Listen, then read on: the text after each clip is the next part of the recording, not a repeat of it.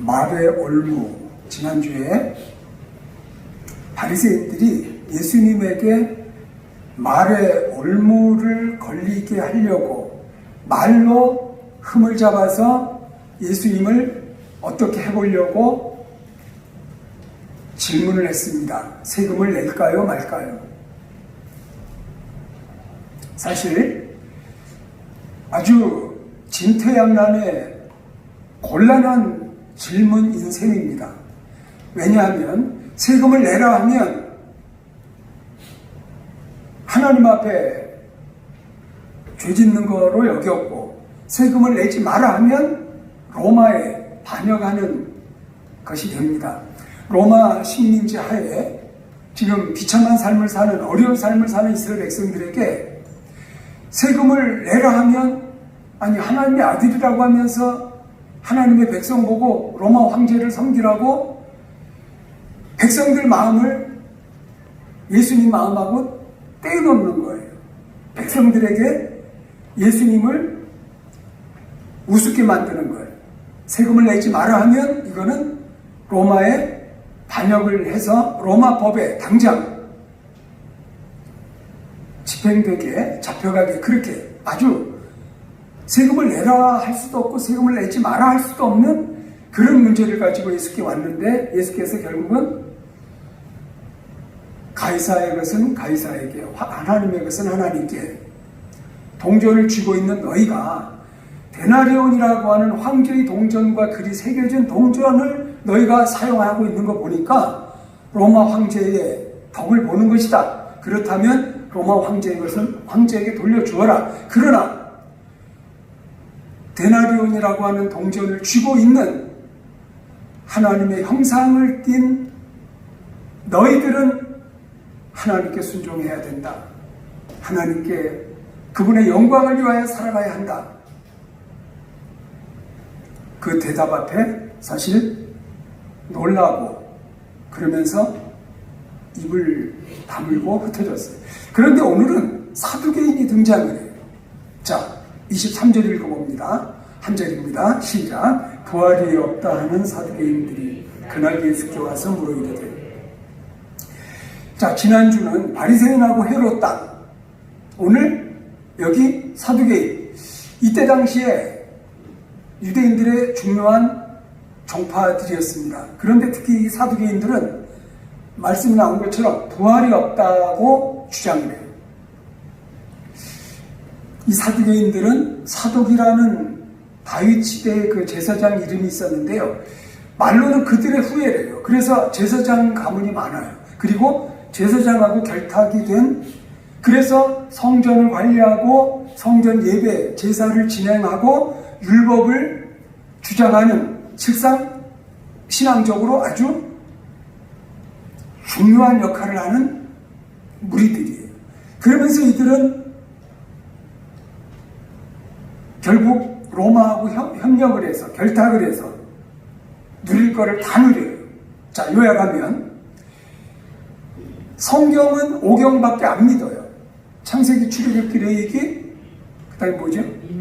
민수기, 신명기. 모세 5경밖에 안 믿고 나머지는 다 가짜예요. 그리고 성전에서 제사장 노릇하면서 온갖 특권을 다 누려요. 그런데 자유주의자들이에요. 왜? 성경을 자기들 마음대로, 이건 아니고 이건 기고. 자, 그러면서 부활도 없고 천사도 없고 천국도 없답니다. 그러면서도 하나님을 믿는답니다. 24절 다음 절 읽겠습니다. 시작. 선생님이여, 모세가 이르렀으되 사람이 만일 자식이 없이 죽으면 그 동생이 그 아내에게 장가들어 형을 위하여 상속자를 세울지라 하였나이다. 예수님에게 말의 올무를 지금 걸게 하려고 신학적인 질문을 합니다. 지난번 세금 문제는 그것은 정치적인, 재정적인 문제입니다. 오늘은 신학 문제를 가지고 와서 예수님을 말의 올무에 걸리려고 지금 찾아온 것입니다. 그러면서 성경을 들이댑니다. 모세가 일렀으되, 이것은 신명기 25장 5절에 나오는 말씀을 근거로 한 것입니다. 뭐냐 하면, 사람이 만일 자식이 없이 죽으면 그 동생이 그 아내에게 장가들어 형을 위하여 상속자를 세울지니라 했나이다. 그럴 수 있죠. 형제가 있는데 맏아들이 그만 자식이 없는 채 일찍 죽었어요. 이럴 때 시동생과 재혼하라는 것입니다. 그래서 죽은 남편의 이름으로 자손을 이어가게끔 그렇게 신명기에 나와 있는, 모세오경에 나와 있는 하나님의 말씀인 것이 맞습니다. 자, 여기까지는 들으면 맞는 얘기 하나 해요. 자, 그 다음 우리 25절 읽어봅시다. 25절 시작. 우리 중에 7형제가 있었는데 마지가 장가들었다가 죽어 상속자가 없으므로 그 아내를 그 동생에게 물려주고, 26절 그 둘째와 셋째로 7째까지 그렇게 하다가 최후에 그 여자도 죽었나이다. 여러분, 여기까지 읽고보면 어떤 생각이 들어요? 정말 있을 수 있는 일이라고 생각하십니까?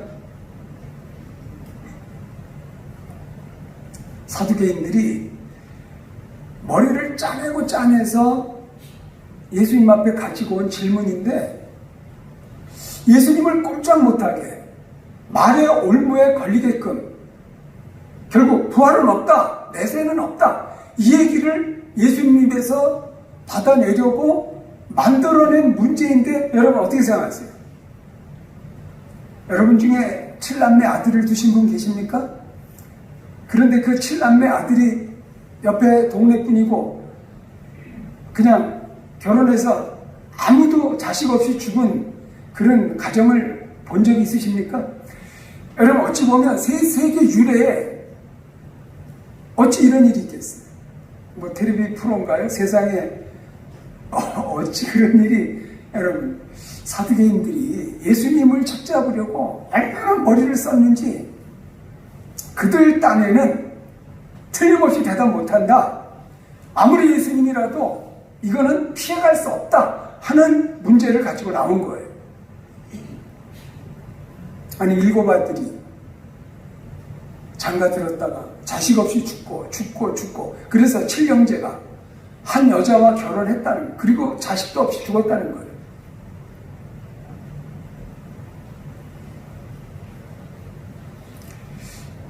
여기서 본래 이 계대 결혼이라고 해요. 수혼, 계대 결혼. 그러니까 형이 자식 없이 죽어서 그 시동생과 재혼하는 것을 놓고 이렇게 이름을 붙이는데, 왜 이런 법을 하나님이 만드셨을까 하면 가문이 끊어지지 말라고 해요. 결국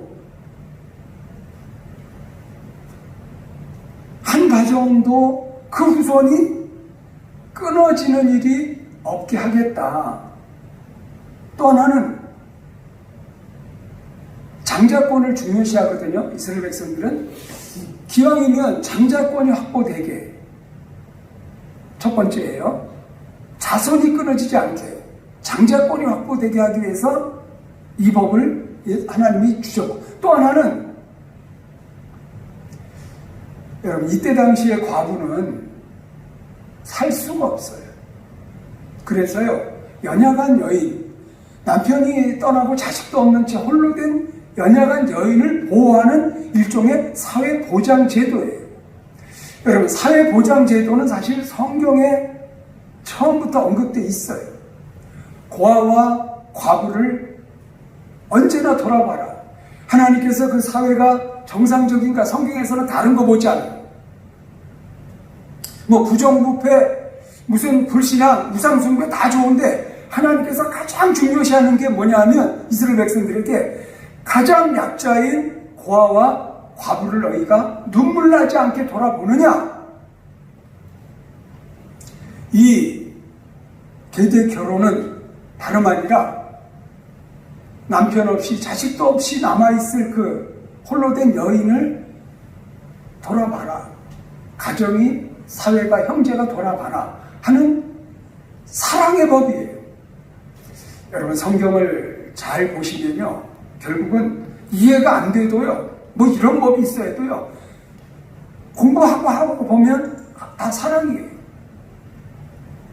다시 처음으로 돌아가겠습니다. 사두개인들, 결국 자기들의 이론을 가지고 예수님을 공격하려고 나왔어요. 이들은 부활이 없다, 내세도 없다, 천사도 없다, 성경이라고는 모세 오경밖에 믿으면 안 된다. 자기들의 이론과 자기들의 주장의 합리화를 위해서 지금 예수님을 공격하려고 나왔는데, 그 공격의 무기가 뭐예요? 성경이에요. 신명기 말씀을 들고 나왔어요.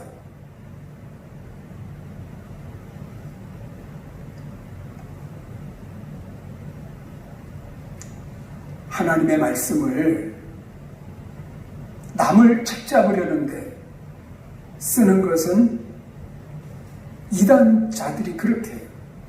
이단자들이 왜 이단인지 아세요? 자기들의 이론을 합리화하기 위해서 성경에 필요한 것만 갖다 꽂아요. 신천지 그렇고, 여러분, 이런 이단들 다 성경을 얘기해요. 그런데 자기들이 성경에 없는 것, 자기들의 이단주, 그러니까 교주를 하나님 자리에 두기 위해서 성경을 끌어다가 자기들이 중요시하는 것만 이론화시키고 나머지 빼버려요.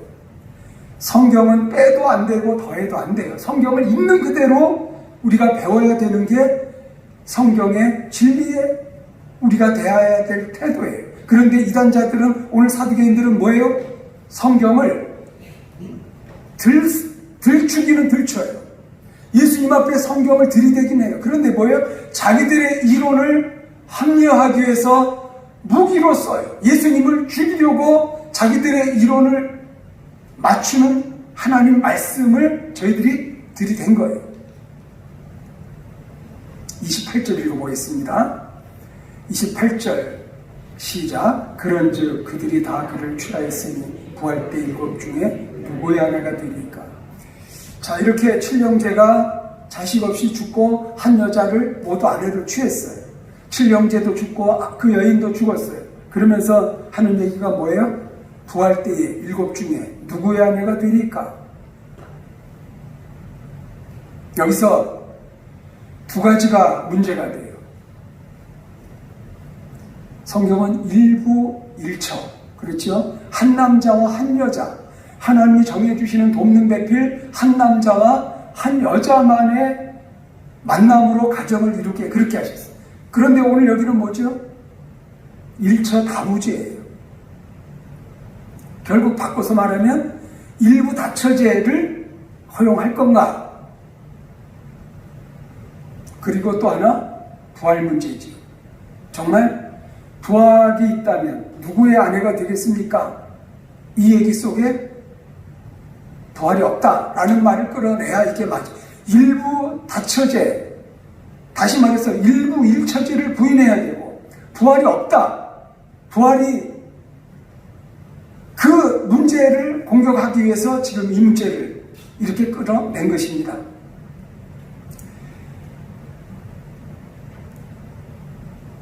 정리하겠습니다.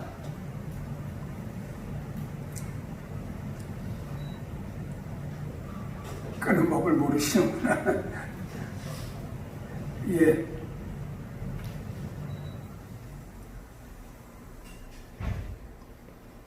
오늘 사두개인들 참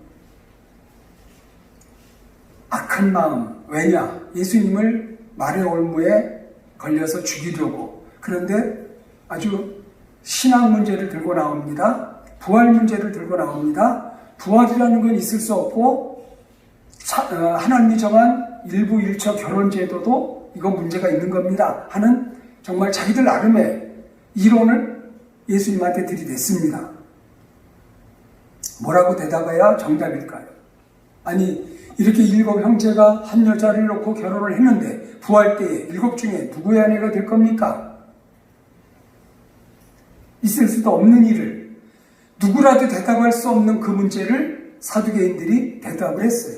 그리고 이 문제를 만들었을 때는 아마 밤새서 만들었을 거고, 이 문제를 만들고 그들 땅에는 이건 아무리 예수님이라도 대답 못해 이러고 확신을 가지고 서로 웃으면서 의양양해서 아마 예수님한테 나왔을 거예요. 부활 때에 7 중에 누구의 아내가 되리까?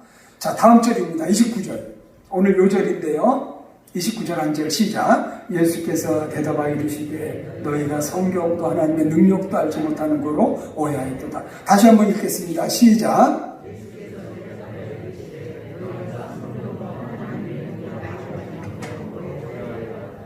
외우셨습니까?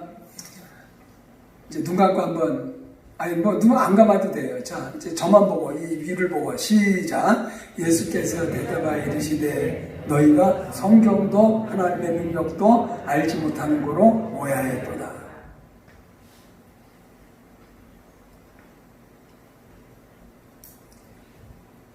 먼저 성경을 알지 못해서 오해했다. 예수님의 대답입니다. 결국 그들이 신명기 25장의 계대 결혼 문제를 들고 나왔는데 예수께서 너희들 성경을 모르는구나 라고 말씀하신 것은 신명기 25장 5절의 그 계대 결혼의 참 뜻을 너희가 모르구나. 신명기 25장 5절의 그 본문은 부활에 관한 게 아니다. 예수님이 그래서 너희들 성경을 모르고 있구나. 찔끔한 거예요. 부활에 관한 본문을 저희들이 자꾸 찾아서 나왔는데 예수님은 너희가 들고 나온 신명기 25장 5절 그거 부활에 관한 주제 아니야. 너희들 성경을 아주 모르는구나. 그런데 그들이 누구라고? 사두개 제사장이고요. 성경 박사들을 놓고 예수께서 너희들 성경을 모르기 때문에 이렇게 오해하는구나. 오히려 뜨끔하게 질책을 하셨어요. 성경을 너희가 모르고 있다. 제사장들을 놓고 예수님이 너희들 성경을 모르기 때문에 오해했구나. 너희가 들고 나온 그 9절 부활에 관한 주제 아니다. 오늘의 문제고 현실의 문제다. 아까 말씀드렸어요. 그 계대 결혼의 진짜 뜻은 상속자가 이어져야 되고 어느 가문도 끊어지지 않아야 되고 연약한 자를 보호하려고 홀로 된 여인을 보호하려는 사회보장제도이다. 속을 들여다보면 그건 하나님의 사랑을 표현한 거다. 하나님의 백성 이스라엘이 어찌어찌 하다가 남자가 죽고 그래서 그 가문이 끊어지는 그런 일을 안타까이 여기셔서 형이 죽으면 아우가 그 말씀의 본래 뜻은 하나님의 사랑이다. 부활이 아니다. 약자의 보호다. 부활 주제가 아니다. 너희들 성경을 모르는구나. 성경을 모르기 때문에 오해했구나. 너희들 제사장이지만 성경 박사이지만 진짜 성경을 모르는구나. 그래요. 자신들이 알고 있는 성경을 가지고 예수님을 공격하려는 자료로 들고 나왔는데 예수께서 핵심을 찌르십니다. 성경을 모르고 있구나. 그 본문의 뜻이 무엇인지를 모르고 있구나. 예수님이 사실 너희들 제사장이고 박사고 하지만 진짜 무식하구나. 너희들 정말 예수님이 사실 어떻게 그렇게 얘기하시겠 그러나 성경을 알지 못해서 오해했구나. 점잖게 말씀을 하세요. 그러나 사두개인들에게 아주 전곡을 찌르시는 거예요.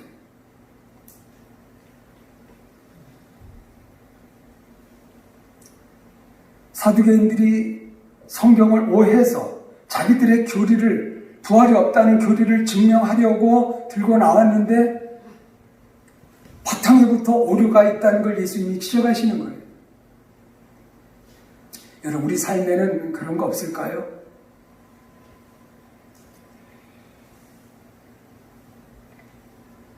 정말 냉정하게 너희가 성경을 알지 못하기 때문에 신앙생활하면서도 오해하는구나. 이 주님의 책망을 우리도 듣는 때는 과연 없었을까요? 앞으로 없을까요? 사실 이거 중요한 문제입니다. 우리가 이렇게 지금 설교를 들어요. 여러분 성경도 읽으세요. 큐티도 하세요. 그런데 너희가 성경을 알지 못해서 오해했구나 하는 이런 핀잔을 듣는 일이 우리 없어야겠죠. 없어야겠죠. 그런데 실상은 어떨까요?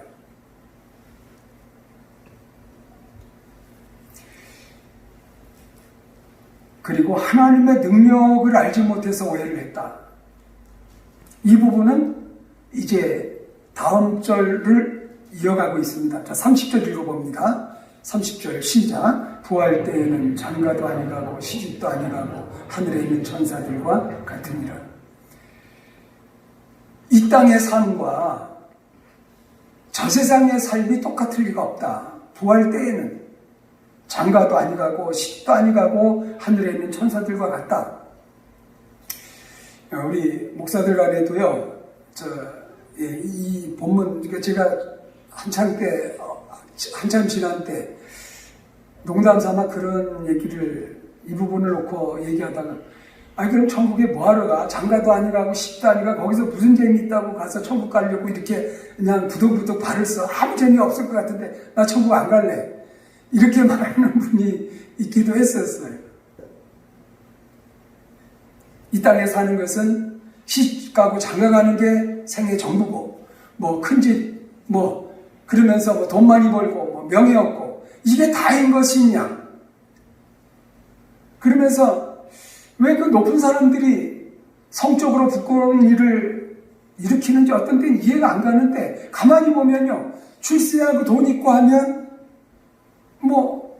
성적으로 그렇게 일탈을 해야 그게 아마 사회생활에서 당연한 건지 하는 생각도 해봅니다.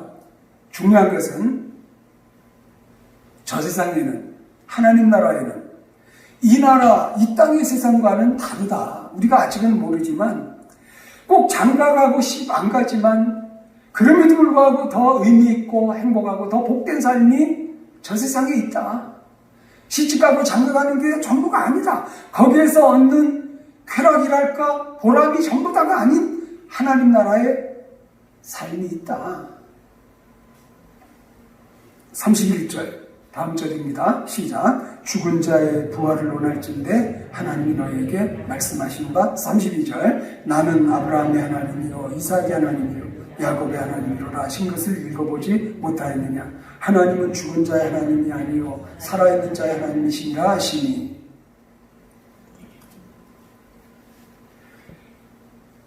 (31절에) 죽은 자의 부활을 너희가 들고 나왔는데 그러면 나도 한마디 하겠다 하면서 하나님이 너희에게 말씀하신다.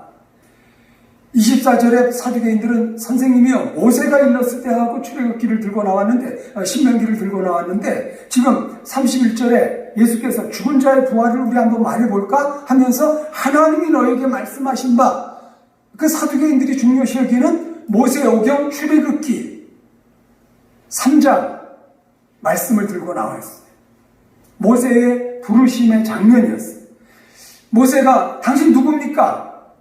떨기나무 불꽃 가운데 나타나신 하나님을 놓고 하나님 도대체 누굽니까? 하니까 그 모세에게 나는 아브라함의 하나님이요 이삭의 하나님이요 야곱의 하나님이라. 이거 다 알아요. 사두개인들 다 알아요. 유명한 구절이에요. 그러면서 이 부분을 읽어보지 못하였느냐? 하나님은 죽은 자의 하나님이 아니요 살아있는 자의 하나님이십니다. 여기 32절 다시 한번 읽어봅니다. 시작. 나는 아브라함의 하나님이요 이삭의 하나님이요 야곱의 하나님이로라 하신 것을 읽어보지 못하였느냐. 하나님은 죽은 자의 하나님이 아니요 살아있는 자의 하나님이시니라 하시니. 여기서 중요한 것은요 시제가 다 현재형이에요.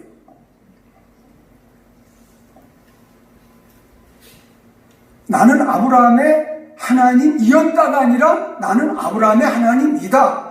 나는 이삭의 하나님이었다가 아니라 나는 이삭의 하나님이다. 나는 야곱의 하나님이었다가 아니라 나는 야곱의 하나님이다. 나는 너 모세의 하나님이다.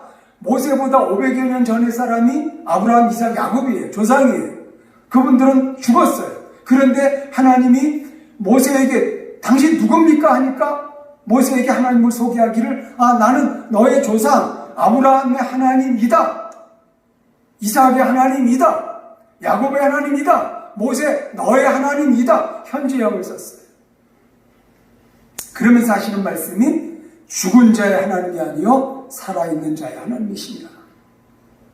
육신적으로는 아브라함, 이삭, 야곱 죽었어요. 무덤에 묻혔어요. 그러나 영으로 살아있는 거예요. 땅에 모세가 있고 하늘에 아브라함, 이삭, 야곱이 있고 하나님은 땅의 나라, 저 세상의 나라 거기에 지금 남아있는 모세나 아브라함, 이삭, 야곱 조상들이나 똑같이 하나님이 관여하신다는 얘기예요. 죽은 자의 하나님이 아니요 살아있는 자의 하나님이십니다. 그래서 다시 한번 올라가면 너희가 성경도 하나님의 능력도 알지 못하는 거로 오해하였도다. 여기서 하나님의 능력에 관한 게 뭡니까? 죽은 자의 하나님이 아니요 살아있는 자의 하나님이십니다. 죽은 자를 살리시고 없는 것을 있게 하시는 하나님의 능력, 하나님의 능력을 너희가 제한하는구나 이 소리였어요.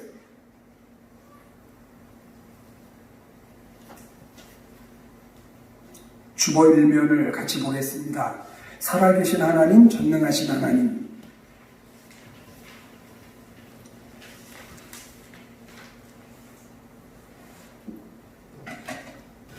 여기서 예수님은 하나님을 아브라함의 하나님, 이삭의 하나님, 야곱의 하나님으로 계시하십니다. 여기 중요한 것은 그 모든 것이 현재형이라는 것입니다. 하나님 안에서는 죽은 것이 살아납니다. 그리고 그분의 능력에는 인간이 계산서로 추출하는 모든 문제들이 사라집니다. 그분은 언제나 과거가 아닌 영원한 현재 하나님이십니다. 오늘 주님은 내게 무엇을 말씀하실까요? 삶을 살면서 늘 문제가 되는 것이 결국 성경과 하나님의 능력을 믿지 못하는 것이라는 말씀을 하시는 것입니다. 어쩔 수 없이 이 땅에 밟고 살면서 땅의 기준에서 하나님의 말씀과 능력을 평가하기에 사두개인처럼 말할 수밖에 없는 것이 인간의 한계가 아닐까요? 이 사두개인들이 바로 내 모습임을 발견합니다. 세상의 법칙 안에서는 모든 것이 불공평하고 모든 것이 이해가 안 되지만 그렇게 하신 이유는 언제나 우리를 사랑하시기 때문입니다. 또한 그분의 능력 안에서 불가능함이 없기 때문입니다. 그래서 사도 바울은 감옥 안에서도 이렇게 외칠 수 있었음을 깨닫습니다. 내게 능력 주시는 자 안에서 내가 모든 것을 할 수 있느니라. 감옥이라는 환경이 그를 묶었지만 그러나 하나님의 능력 안에서 그는 모든 것을 할 수 있다고 당당히 고백할 수 있었습니다. 오늘도 말씀을 붙잡고 내 작은 머리 안에서 환경 안에서 의심하고 불안해하며 심지어 공격의 이유로 사용하는 어리석음을 내려놓고 아브라함처럼 백선하되어 모든 가능성이 끊어진 가운데서도 하나님을 신뢰함으로 나아가는 자가 되라고 말씀하십니다. 하나님은 오늘도 내가 생명이 이어지기를 소망하며 산자의 하나님으로 함께 하시는 분이심을 고백하기를 원합니다. 여러 환경이 나로 두렵고 불안하게 하는 한가운데 성경과 하나님의 능력을 믿는 믿음 안에서 두려움을 떨쳐버리고 모든 것을 합력하여 선을 만드실 하나님을 찬양하며 이 하루를 믿음으로 살아가실 수 있기를 바랍니다. 주님, 제가 사두개인입니다. 성경도 하나님의 능력도 믿지 못하여 불안함으로 두려움으로 문제만을 생각하는 어리석은 종입니다. 이런 종에게 말씀으로 찾아오셔서 성경과 하나님의 능력을 새롭게 깨닫게 하시고 오늘도 믿음으로 살아갈 수 있는 새 힘을 주셔서 감사드립니다. 하나님의 능력 안에서 저도 예수님을 통해 모든 것을 할 수 있음을 고백합니다.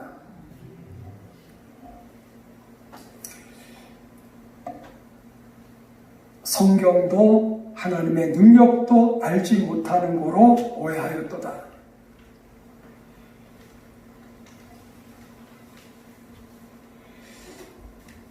사두개인처럼 우리 안에도 하나님과 싸우려는 마음이 있어요. 하나님에게 대드는 마음이 불신앙과 교만이 때로 있을 수 있어요. 신앙생활을 좀 한다는 사람들이, 성경을 좀 안다는 사람들이, 오늘 여기 바리새인이나 사두개인들 다 성경 박사들이에요. 그런데 성경을 제대로 알았으면, 하나님의 능력을 제대로 알았으면 그분이 보내신 성경에 예언된 예수님을 못 알아볼 리가 없어요. 그런데 다 자기들 이익을 따라서 자기들 계산을 따로 하니까 예수님을 죽이고 싶은 거예요. 예수님이 있으면 자기가 손해볼 것 같아요. 그래서 이렇게 길을 쓰고 사두개인들이 나서고 바리새인들이 나서는 거예요. 세금 문제를 들고 나오고 부활에 관한 신앙 문제를 들고 나와서 어쨌든 예수님이 가짜다. 그래서 예수님을 처리하려고 죽이려고 그래야 자기가 살 것 같은 이러한 마음. 여러분 이러한 바리새인과 사두개인의 교만이 오늘 우리 안에도 있을 수 있어요. 교회 문제가 거기에서 생겨요. 목사, 장로, 집사, 교인들 안에 문제가 어찌 보면 그래서 생겨요. 교회 밖에서 교회를 어떻게 하면 그게 문제가 아니에요. 교회 안에 하나님을 섬긴다고 하는 성도들 안에 성경을 모르고 하나님의 능력을 모르기 때문에 서로 물고 싸우고 서로 끌어내리고 그래서 하나님이 오히려 교회를 보고 성도들을 보고 마음이 아프신 거예요. 오늘 예수님도 이 사두개인들 책망을 하셨지만 불쌍한 거예요. 바리새인들 다음 장에 보면 책망을 하세요. 신랄하게 책망하세요. 그러나 책망하시는 의도가 뭘까요? 성경을 모르고 하나님의 능력을 모르는구나. 하나님을 믿는다 하는데 하나님의 영광을 위한다고 하는데 성경도 모르고 하나님의 능력도 모르는구나. 바리새인들아, 사두개인들아, 헤롯 땅들아, 유대인들이여, 성경을 바로 알아라. 그래서 하나님의 능력을 바로 알아라. 그래서 하나님의 생명에 들어가고 하나님의 사랑을 받아라. 그래서 예수님은 책망은 하시지만 이 사두개인들을 향해서 십자가를 지고 가시는 거예요. 이제 이들의 논리에 지기 때문에 이들이 쳐놓은 함정, 말의 올무에 걸려들어서 십자가에 달려 돌아가시는 게 아니에요. 하나님의 뜻이기 때문에 이분은 묵묵히 십자가를 지세요. 왜? 이렇게 성경도 모르고 하나님의 능력도 모르는 이 불쌍한 사두개인들을 향하여, 바리새인들을 향하여도 예수님이 십자가를 지시는 거예요. 예수님이 하나님의 뜻대로 십자가를 지시기 때문에 소망이 있었던 것입니다. 지금도 예수님의 십자가가 소망인 것을 여러분 믿으시기를 바랍니다. 우리가 생각하는 대로, 우리 생각대로, 우리 방식대로 바라보면 해결이 아무것도 없어요. 자꾸 일이 꼬여요. 여러분, 코로나19 사실 저도 끝나는 줄 알았어요. 9월 달에는 이제 점심도 하고, 글쎄 아까 말씀드린 대로 이제 오후 예배도 하고 우리 다 정상으로 이제 복귀해야지.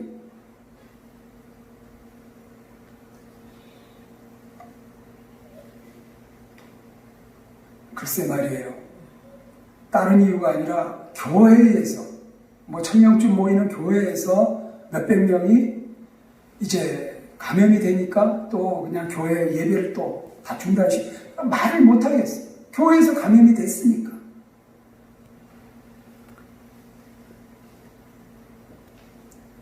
그럴 때마다 안 믿는 사람들 얼마나 교회를 욕하는지 아세요? 인터넷에 조금 들어가 보면 그냥 점점 더 교회와 안 믿는 사람들의 눈을 두껍게 만드는 것 같아요. 이 코로나19 이런 사태로 인해서.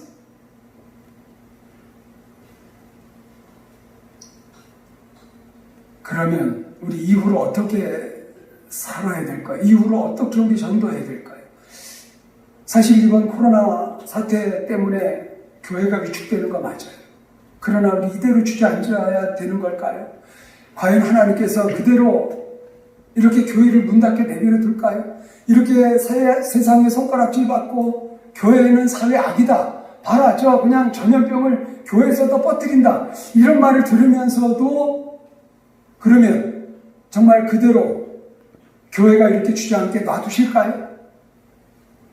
그러면 방법은 뭘까요? 오늘 말씀, 성경도 하나님의 능력도 알지 못하여 오해했구나. 바꿔서 말하면 뭐죠?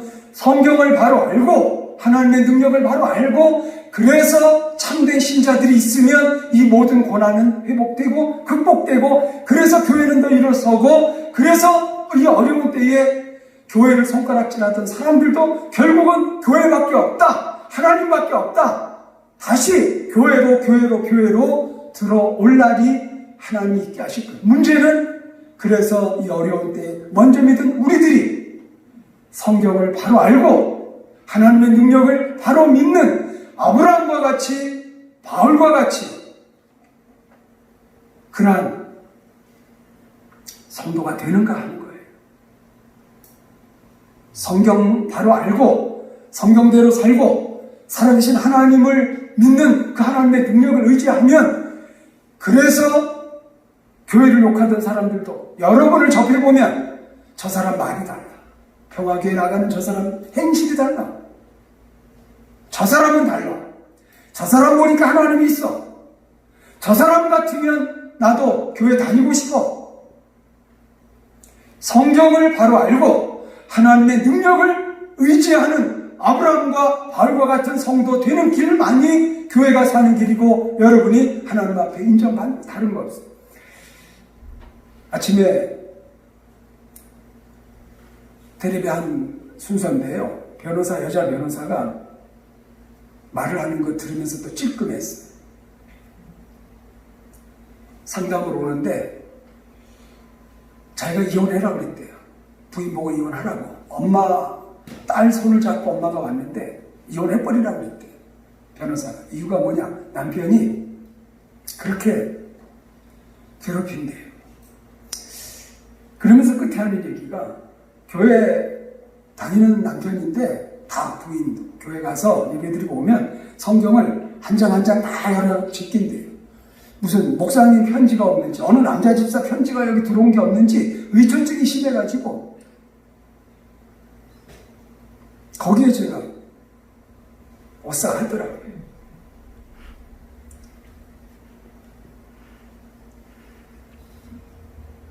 교회 다니는 우리가, 성경을 믿고 하나님의 능력을 믿는 우리가 왜 성품이 안 변할까요? 왜 버릇은 그대로 가지고 있을까요? 왜 의심은 자꾸 할까요? 왜 남은 자꾸만 힘들게 하는 일에 교인들이 우리도 모르게 저 사람 이상해 사이코의 소리 우리 교인들도 왜 들을까요? 성경도 하나님의 능력도 모르기 때문에 오해하는 일이 생겼다. 성경을 바로 알고 하나님의 능력을 바로 알아서 우리가 주님의 마음을 품고 변하면, 그래서 묵묵히 우리의 길을 가면, 십자가에 지신 예수님의 길을 따라 우리도 십자가의 길을 가는 바른 성도만 있으면 모든 건 하나님이 역사하세요. 하나님이 회복시키세요. 그러한 삶의 주인공 되는 여러분 되시기를 바랍니다.